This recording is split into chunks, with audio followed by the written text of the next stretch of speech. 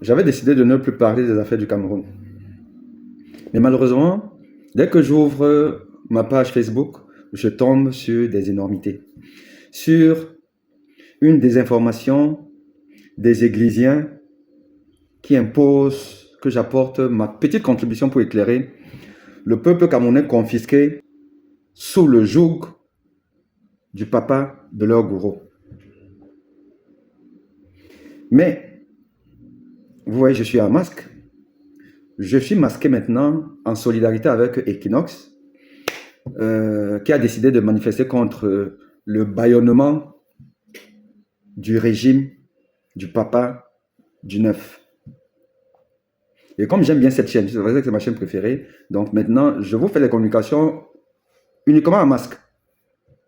Alors, je tombe aujourd'hui sur la publication d'un journaliste assez engagé, respecté, qui fait du bon boulot, qui est un panafricaniste, qui ne parle que de ça. Et on ne peut pas être panafricaniste et aimer le régime du Cameroun, ce qui est une contradiction. Donc je pars sur le principe qu'il est contre le régime dictatorial de M. Paul Biya.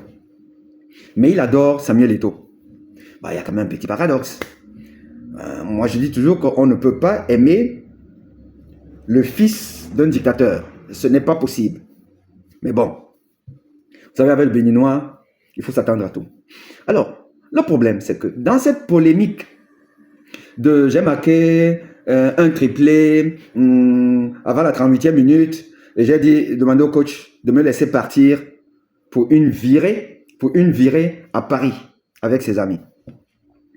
Et comme personne ne voit cette performance dans le championnat italien. Les gars, j'en connais des mythos. Mais alors Samuel Eto'o, regardez cette vidéo. Et je vais te raconter autre chose. À l'Inter, une fois, je devais venir faire la fête à Paris avec des potes.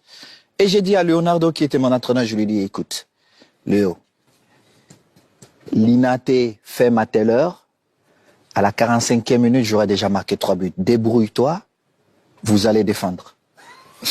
38e minute, j'avais déjà mis 3. Léo? Léo, il était mon coach. Mais que Eto'o a eu à faire au minimum un triplé avec Inter de Milan, mais il se trouve que c'était dans la Champions League contre le Werder de Brême. Werder de Brême, ce n'est pas Renaissance Club de Douala, c'est Werder de Brême. C'est-à-dire que c'est un club allemand. Et voilà ce que le journaliste nous sort comme preuve pour dire qu'il n'a pas fabulé, il a dit la vérité, c'était ça.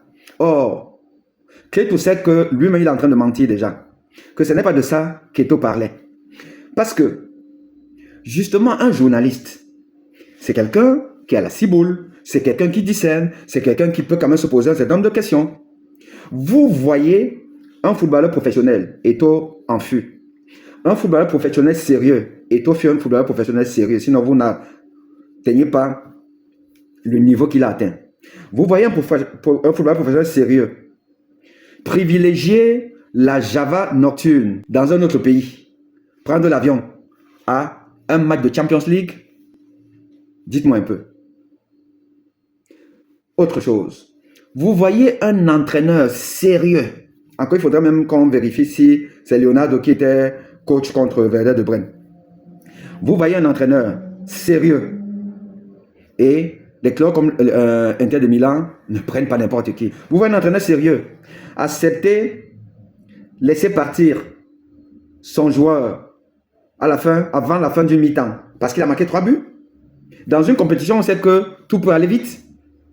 Ou vous savez que si par hasard, par miracle, les gars reviennent au score, mais les gens sauront ce qui s'est passé. Mais c'est un licenciement sans dommage intérêt. Ce n'est pas sérieux. Vous imaginez un club accepter ce genre de légèreté? Oui, on va me dire, Romario l'a fait au Barça. Donc il fallait voir quel était l'enjeu. Quel était l'enjeu? Est-ce que c'était un match de Champions League? Ce qui m'étonnerait. Ce qui veut dire que quand vous voyez une horde de journalistes, de blogueurs, d'influenceurs, de personnes très irresponsables soutenir la bêtise.